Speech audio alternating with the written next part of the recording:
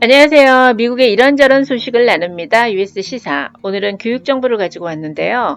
여러분들이 들으시면 아마 귀가 번쩍 뜨일 정보입니다. 퀘스트 브릿지라는 정보예요. 이 퀘스트 브릿지 프로그램은 우리가 사회적으로 저소득층과 같이 사회적으로 좀 열악한 환경에 있는 사람들이 아이비리그처럼 정말 월등한 성적이라든가 아니면 경제적으로 혜택을 누리는 그런 사람들만 갈 수 있다고 생각하는 학교로 진학할 수 있도록 브릿지 역할을 해서 도와주는 그 프로그램입니다. 퀘스트 브릿지의 입학 전형은 일반 학생들의 대학 입학 전형과 별도로 이루어지고 있고요. 퀘스트 브릿지라는 재단 자체는 공익재단으로 무슨 교육부라든가 아니면 대학 산하에 있는 그런 기구가 아닙니다. 원래 퀘스트 브릿지의 전시는 1987년 스탠포드 그 메디컬 유스 사이언스 프로그램에서 출발을 했습니다. 그 프로그램이 그렇게 힘든 학생들을 뽑아서 잘 성장할 수 있도록 도와주고 지적인 어떤 그런 욕구와 열정을 채워주는 이런 프로그램인데 그게 이제 2004년에 퀘스트 브릿지라는 이름으로 다시 명명을 하게 되었고요. 파이널리스트가 되는 합격률은 한 30%가 훨씬 넘어요. 3, 40% 되는 거 보면은 아직도 많은 학생들이 모르고 있습니다. 파이널리스트라고 하면은 대학 4년 풀 장학금에 기숙사비, 책값, 식사비까지 다 모든 거를 한 푼도 내지 않고 학교를 다니는 졸업할 때까지 그거에 뽑힌 학생들입니다. 그리고 여기에 이제 컬리지 파트너즈라고 해서 이 퀘스트 브릿지 프로그램과 파트너 관계에 있는 학교들이에요. 퍼블릭 스쿨보다는 주로 이제 이렇게 프라이빗 스쿨이 많죠. 우리가 이름만 들으면 알만한 뭐 예일대, 유펜, 하버드, MIT, 뭐 칼텍, 그 다음에 클레몽에 있는 학교들 쭉 그 네 학교 다 있고요. 하비머드, 만더빌트, USC 뭐 이런 학교들이 다 들어갑니다. 와슈도 있고요. 그래서 퀘스트 브릿지의 대표적인 두 프로그램이요. 내셔널 칼리지 매치와 칼리지 프랩 스칼라즈입니다. 내셔널 칼리지 매치는 시니어 학생들이 졸업하자마자 대학을 진학하는 학생들에 대해서만 자격이 주어집니다. 내셔널 칼리지 매치는 파트너 관계에 있는 42개의 그 학교들과 연결이 되게 매치시켜주는 건데요. 학생들이 우선 어플리케이션을 낼 때 자기가 가고 싶은 선호하는 학교 순서대로 한 12개 학교를 골라서 랭크를 정한다고 되어 있어요. 그럼 거기서 그 마지막에 딱 이 풀리 장학금을 받고 가는 거를 내셔널 파이널리스트라고요. 칼리지 매치 파이널리스트라 그러고 파이널리스트가 안 되더라도 얼리 디시전이 안 되더라도 그 이후의 과정에서는 또 많은 그 장학 혜택을 받으면서 완전히 전액은 아니지만 그런 혜택을 받으면서 갈 수 있는 길이 다 있어요. 끝까지.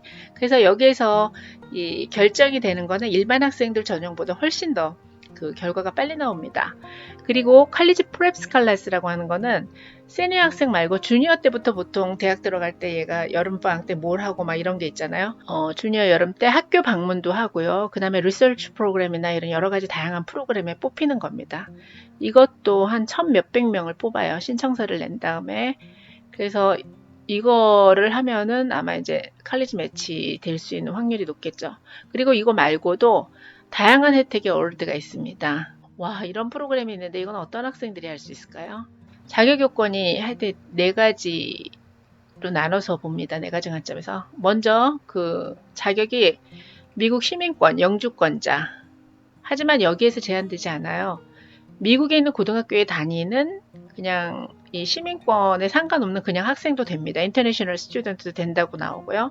하물며 비자가 없이 불법 체류하는 학생도 해당이 됩니다. 모든 학교는 아닌데 일부 학교들이 그런 학생들도 받아주는 학교가 있어요.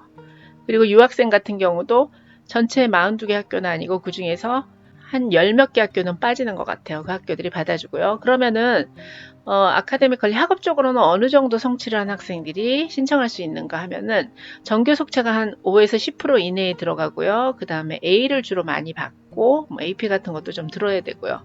그 다음에 그 SAT나 ACT 점수 이런 게 없어도 되지만 이런 점수 같은 거는 그다지 성적이 높지 않아요. 1600점 만점일 때 1310점 이러면 ACT도 그렇고 좀 점수는 그렇게 좋은 편 아니죠. 이런 점수부터 이거는 이제 미니멈 레벨이니까 좋은 학교 가려면 좀 점수가 좋아야 되겠죠. 그래서 이런 스코어 레벨도 있다는 거. 미국 입학사정에서 가장 대학 입학사정에서 중요한 거는 얘 직접 능력보다는 얘 어떤 그 캐릭터를 많이 봐요. 얘가 얼마나 마음이 따뜻한 아이인가. 얘가 사회 엘리트가 됐을 때 정말 사회에 선한 영향력을 끼칠 수 있는 사람인가 이런 거를 많이 보기 때문에 에세이를 중시하고 얘가 학교를 지내면서 많이 지켜봤던 카운슬러 선생님이나 선생님들의 레코멘데이션을 굉장히 높이 평가합니다.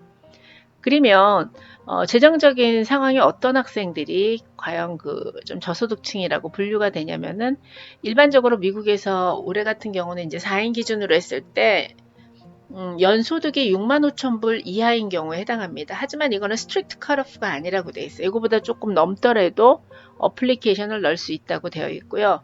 이런 상황에 다양한 인컴들이 들어가죠. 투자한 거라든가 렌탈 인컴이나 이런 거를 다 들어가는데 이런 상황에서 무슨 가족 중에 한 명이 수술을 해서 메디컬 비용이 많이 나갔다거나 아니면은 누가 한 분이 갑자기 실업을 했다거나 이런 아니면 대학생이 여러 명이라거나 아니면 부양가족이 많다거나 이런 식으로 해서 그 다양한 여건이 종합적으로 고려되기 때문에 딱 그 칼 자르듯이 이렇게 돼 있진 않아요. 그 재정적인 상황은.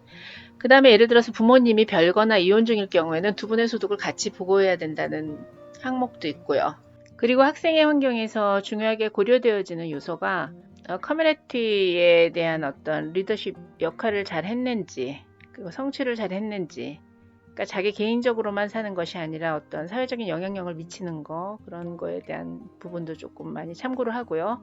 아니면 경제적으로 여건이 안 좋아서 부모님이 두 분 다 일하시기 때문에 동생들을 돌봐야 된다거나 아니면 학비를 더 마련하기 위해서 파트타임 잡을 한다거나 보통 학생들보다는 더 자기가 책임을 져야 될 부분이 많은 그런 환경에 처해 있다는 거. 그 다음에 어떤 상황을 또 고려하냐면 부모님들의 교육 수준을 본다고 돼 있어요. 그래서 70%가 미국에서 4년제 대학을 나온 처음 세대인 경우가 많다고 합니다. 주변에 이런 학생이 있으면 이 프로그램을 통해서 또 꿈을 이룰 수 있는 좋은 기회를 마련해 줄 수 있으니까 홍보해 주시면 좋겠습니다. 먼저 퀘스트 브릿지의 그 앞부분 파트만 우선 봤습니다. 자격 조건이랑 어떤 프로그램인지. 그러면 다음 시간에는 이 뒷부분 어떤 식으로 어플리케이션을 내고 어떤 과정으로 진행되는지에 대해서 또 알아보겠습니다. 감사합니다.